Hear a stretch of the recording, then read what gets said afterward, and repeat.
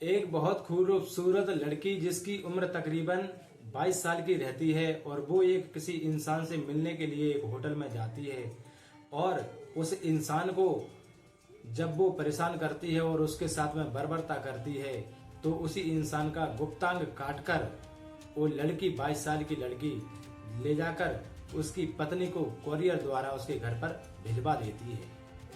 तब ये बात सुर्खियों में मीडिया के सामने जब आती है और पूरे हिंदुस्तान में जब चर्चा का विषय बनता है तो जब इस केस का खुलासा होता है तो पूरी दुनिया में एक कोहराम सा मच जाता है और लोग बड़े परेशान हो जाते हैं। नमस्कार दोस्तों, कैसे हैं आप सभी लोग। आशा करता हूँ आप सभी लोग अच्छे होंगे। इस लड़की की पूरी जानकारी पाने के लिए आखिरकार लास्ट में क्या हुआ तो वीडियो को आपको लास्ट तक देखना ही पड़ेगा।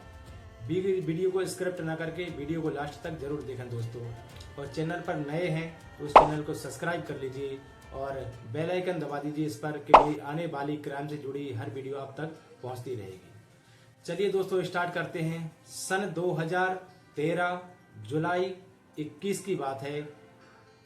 एक होटल होता है कानपुर में जहां पर एक डॉक्टर रहता है जिसका नाम रहता है रवीश चंद्रा नाम का डॉक्टर एक होटल में जाता है और एक वहां पर 22 साल की लड़की होती है जो कि उस डॉक्टर का पहले तो गला दबाती है और मारपीट करती है और उसके साथ में बड़ी बर्बरता करती है। साथ में ही उसका गुप्तांग काटकर उसकी पत्नी को कोरियर द्वारा उसके घर पर भिजवा देती है और इसी दौरान उस डॉक्टर की मृत्यु हो जाती है। तभी किसी होटल के मैनेजर द्वारा पुलिस को फोन किया जाता है, पुलिस को सूचित किया जाता है।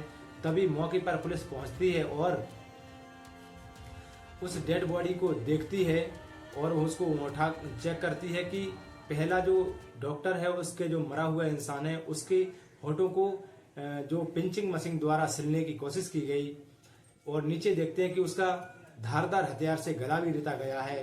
और जब डॉक्टर और उसकी बॉडी का चेकअप करते हैं तो उनके तले भी पैरों की जमीन खिसक जाती है और पुलिस वाले देखते हैं कि जो मरा हुआ इंसान पड़ा है डेड बॉडी, इसके जो नीचे का गुप्तांग रहता है वो उसके शरीर पर नहीं है और वो उस रूम में भी नहीं है। दोस्तों तभी वहां पर जो अपराधी रहता है वो तो होता नहीं है और इसी के साथ में पुलिस वाले इस डेड बॉडी को लेते हैं और पोस्टमार्टम के लिए भेज देते हैं। तभी पुलिस वाले एक्शन में आते हैं और कार्रवाई करने के लिए तैयार होते हैं तो वो होटल में रहने वाले सभी स्टाफ को बुलाते हैं और उनसे पूछताछ करते हैं कि आखिरकार ऐसा कौन इंसान आया था इसके साथ में जिसने इतनी बर्बरता के साथ इसकी हत्या कर दी है। तभी होटल वाले कहते हैं कि सर हमने इस पर इतना ज़्यादा ध्यान नहीं दिया है। तभी वहाँ पर एक दीवार पर एक खून से लथपथ एक स्याही से लिखा था वहाँ पर कि जो प्रकृति के साथ इंसान छेड़छाड़ करता है तो उसके साथ ऐसा प्रकृति भी छेड़छाड़ करती है। दरअसल जब डॉक्टर पुलिस वालों की नज़र उस दीवार में पड़ी हुई लिखावट पर पड़ी तो वो समझ जाते हैं कि जो कातिल है वाकई में बड़ा तस्कर है और बड़ा गहरा सदमा खाया हुआ है। दोस्तों पुलिस की टीम जब वहाँ के सीसीटीवी कैमरे खंगालना स्टार्ट करती है होटल के तो उन्हें एक पीले कपड़ों में एक लड़की दिखाई देती है जिसकी जांच पड़ताल पुलिस वाले करने लग जाते हैं।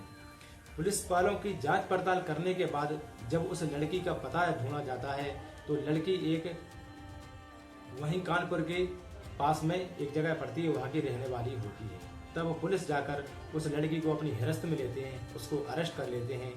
तभी वो लड़की भी अपना जो किया कुकर्म रहता है, जो हत्या रहती है, इसको अपना कबूल कर लेती है, अपना अपराध कबूल कर लेती है। इसी के साथ दोस्तों जब पुलिस वाले उस लड़की को लेकर पुलिस स्टेशन पहुंचते हैं और उससे पूछताछ करते हैं कि आखिरकार तुमने इस इंसान को इतनी बेरहमी से क्यों मारा है, इसकी मारने के पीछे की वजह क्या है, वो हमें बताओ आप।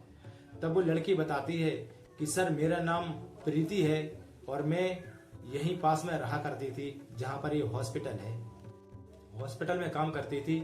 तकरीबन मेरी उम्र उस समय 16-17 साल की थी। तभी डॉक्टर साहब ने मेरे से कहा, मेरी तबीयत खराब थी तो एक दिन मैं डॉक्टर साहब के पास दिखाने के लिए गई।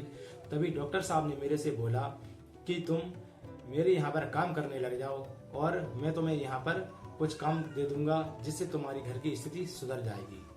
डॉक्टर पुलिस वालों को वो बताती है कि मेरे घर में कोई नहीं है, हम दोनों बहनें हैं, एक मैं हूँ, एक मेरी छोटी बहन है जिसकी मुझसे 3 साल छोटी उम्र है, और मेरे माता पिता बचपन में ही गुजर गए हैं, और मेरा कोई भाई भी नहीं है। इस तरीके से लड़की दरमियान अपनी बातें पुलिस वालों के सामने रखती है। वह बताती है कि सर मैं वहाँ पर जॉब करना स्टार्ट कर देती हूँ डॉक्टर के कहने पर, डॉक्टर के हॉस्पिटल में। तभी कुछ समय बाद डॉक्टर की हरकतें मुझे समझ आने लगती हैं, और डॉक्टर मुझे कुछ नशे की दवाएं देना स्टार्ट कर देता है और बेहोशी के इंजेक्शन लगाना स्टार्ट कर देता है। उसी के साथ मेरे साथ बलात्कार कर देता है।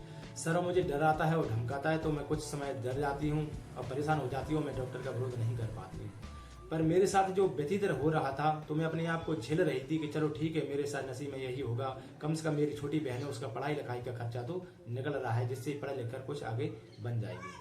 सर मैं अपनी बहन को पढ़ाई कराने के लिए, उसकी स्थिति सुधारने के लिए दिनों रात मेहनत करती थी और डॉक्टर के टॉर्चर को सहती थी। हद डॉक्टर साहब पुलिस वालों को बताती कि सर हद तो तब हो जाती है जब एक दिन डॉक्टर का मेरे से मन भर जाता है और उसकी नज़र मेरी छोटी वाली बहन पर पड़ती है और वो कहता है कि अब मेरे तुमसे मन भर गया है और तुम्हें अगर काम करना है और सही से रहना है, और मैंने तुम्हारी बहुत सारी वीडियो भी बना के रखी है, अगर तुमने छोटी बहन को लाकर अगर मेरे सामने नहीं लाई, कोऑपरेट करके लाओ उसे, उसके साथ ही मुझे सेक्स करना है। इस तरीके से वो डॉक्टर मेरे लिए परेशान करने लगता है और मेरे को टॉर्चर करने लगता है। तभी मैं एक फैसला लेती हूँ कि मेरी तो जिंदगी जो खराब हुई सो हुई है, लेकिन मैं अपनी बहन के साथ में ये बर्बरता कभी नहीं होने दूंगी। तभी जो डॉक्टर को मैं एक दिन होटल में बुलाती हूँ और बहुत सारी शराब लेके जाती हूँ, तो उसको शराब पिलाती हूँ और ये बेहोश हो जाता है और मैं इसी के साथ इसकी हत्या को अंजाम देती हूँ। तभी वो लड़की कहती है सर कि मैंने पहले भरपूर कोशिश की, तभी मेरे साथ बदतमीजी करता था, अत्याचार करता था, बलात्कार करता था, और मेरी बहन के साथ ऐसा करने के लिए मुझ पर दबाव बना रहा था। तभी मैंने इसकी पत्नी को भी फोन किया, इसकी करतूतों के बारे में इसकी पत्नी को बताया, पर इसकी पत्नी भी मेरा साथ ना देकर इस अपने पति का ही साथ देने लगी थी, उल्टा मेरे ऊपर ही गुस्से से बात करने लगी थी। तभी वो कहती है कि सर मैं बदला लेने पर मजबूर हो जाती हूँ, और इसको होटल में बुलाया डॉक्टर रवीश चंद्रा को मैंने, और धारदार हथियार से इसके ऊपर वार किया, इसका गला काट दिया और इसको मुंह भी सिल दिया था इसका पिंचिंग मशीन द्वारा, और इसका गुप्तांग काटकर इसकी पत्नी ने भी मेरी बात नहीं सुनी थी, इसलिए इसका मैंने गुप्तांग काटकर इसकी पत्नी को कुरियर कर दिया। दोस्तों जब ये घटना सभी लोगों के सामने आई तो लोग बड़े परेशान हो जाते हैं, और कुछ लोग तो कहते हैं कि इसकी बड़ी वाहवाही भी करते हैं कि लड़की ने जो कुछ किया तो वाकई में वो ठीक किया, क्योंकि आजकल लड़कियों को इतना मजबूत होना बहुत ज़रूरी है कि जो अपने साथ में हुए अत्याचार को झेल सकें और उनके साथ डटकर मुकाबला कर सकें। इस घटना को सुनाने का साथियों मेरा उद्देश्य किसी को ठेस पहुंचाने या परेशान करना नहीं है, बल्कि आपको सतर्क करना और जागरूक करना है। मैं फिर मिलूंगा एक नई वीडियो में एक नई क्राइम की घटना के साथ। जब तक के लिए मुझे विदा दीजिए और अपना ढेर सारा प्यार मुझे देते रहना। जय हिंद, वंदे मातरम, भारत माता की जय।